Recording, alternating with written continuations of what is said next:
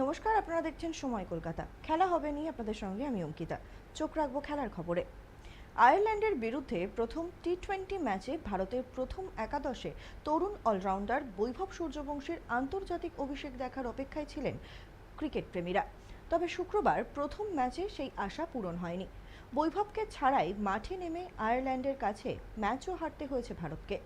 অধিনায়ক হিসেবে নিজের প্রথম ম্যাচেই পরাজয়ের পর বৈভবকে না খেলানোর আসল কারণ ব্যাখ্যা করলেন নতুন অধিনায়ক শ্রেয়স আয়ার। ম্যাচের পর শ্রেয়স বলেন, বৈভব দুর্দান্ত ক্রিকেটার, এটা নিয়ে কোনো সন্দেহ নেই, কিন্তু দলে এমন অনেক অভিজ্ঞ ক্রিকেটার রয়েছেন যারা গত কয়েকটি সিরিজ এবং গোটা মরশুম জুড়ে দারুণ পারফর্ম করেছেন। যারা দলের জন্য অনবদ্য খেলছেন, ম্যানেজমেন্ট তাদের পাশেই থাকতে চায়। চাইলেই হুট করে কাউকে দল থেকে বাদ দেওয়া যায় না। সময় এলে বৈভবও ঠিক সুযোগ পাবে। পাশাপাশি দলের অধিকাংশ ক্রিকেটারেরই আয়ারল্যান্ডের কন্ডিশনে খেলার পূর্ব অভিজ্ঞতা না থাকার বিষয়টিও মনে করিয়ে দিয়েছেন শ্রেয়স।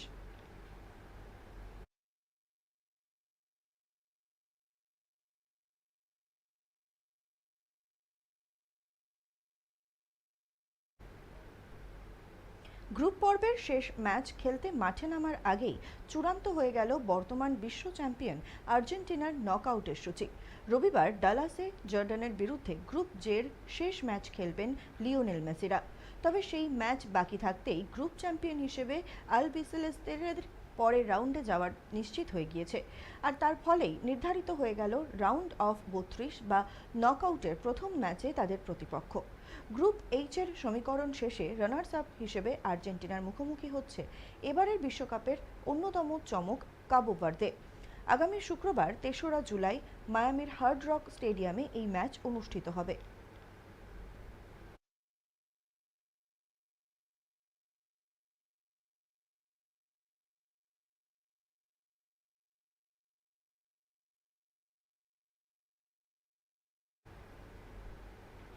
চলতি ২০২৬ ফিফা বিশ্বকাপে নরওয়ের বিরুদ্ধে ম্যাচে এক অবিস্মরণীয় কীর্তি গড়ে ফুটবল দুনিয়াকে তাক লাগিয়ে দিলেন ফ্রান্সের তারকা উইঙ্গার উসমান দেমবেলে।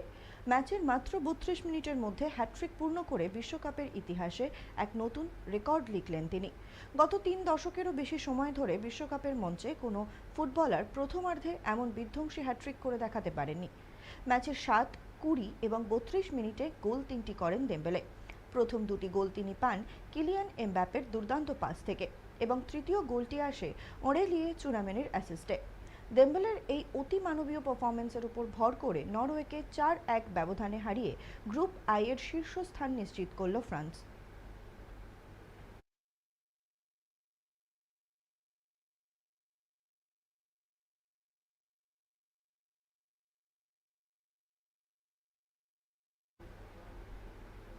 বিশ্ব চ্যাম্পিয়ন ভারতকে প্রথমবার টি-20তে হারিয়ে ক্রিকেট দুনিয়াকে চমকে দিয়েছে আয়ারল্যান্ড।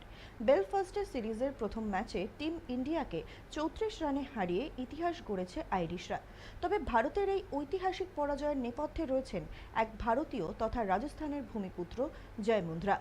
২৯ বছর বয়সী এই পেসার একসময় আয়ারল্যান্ডে গিয়েছিলেন ইঞ্জিনিয়ারিং পড়তে, আর তার বছর ৫ পর ডাবলিনের মাটি থেকে বল হাতে নিজের দেশের বিরুদ্ধেই আগুন ঝরালেন তিনি।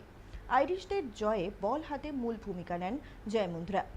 মাত্র ২৬ রান খরচ করে তুলে নেন ভারতের দুটি গুরুত্বপূর্ণ উইকেট। ইনিংসের শুরুতেই তিনি ফেরান সঞ্জু স্যামসনকে। এরপর ভারতীয় ইনিংসে যখন শিবম দুবে ঝড় তোলার চেষ্টা করছিলেন, ঠিক সেই সময় দুবেকে আউট করে ভারতের জয়ের আশা শেষ করে দেন তিনি। অলরাউন্ডার সিমি সিংয়ের পর দ্বিতীয় ভারতীয় বংশোদ্ভূত ক্রিকেটার হিসেবে আয়ারল্যান্ডের জাতীয় দলে জায়গা করে নিয়েছেন রাজস্থানের টঙ্কের এই খেলোয়াড়।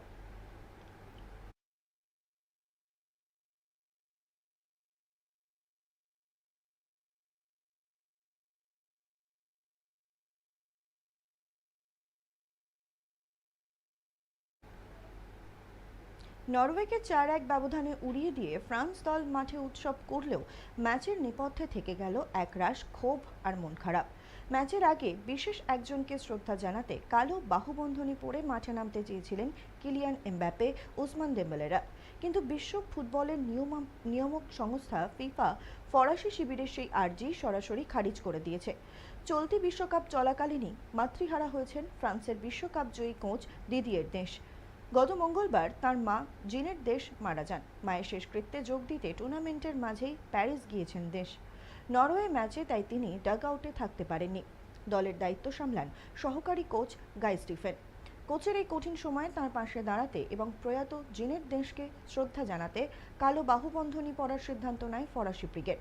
মার্কিন সংবাদ মাধ্যমের প্রতিবেদন অনুযায়ী ফ্রান্স ফুটবল ফেডারেশন আনুষ্ঠানিকভাবে ফিফার কাছে এর অনুমতি চেয়েছিল, কিন্তু ফিফা সেই আবেদন নাকচ করে দেয়।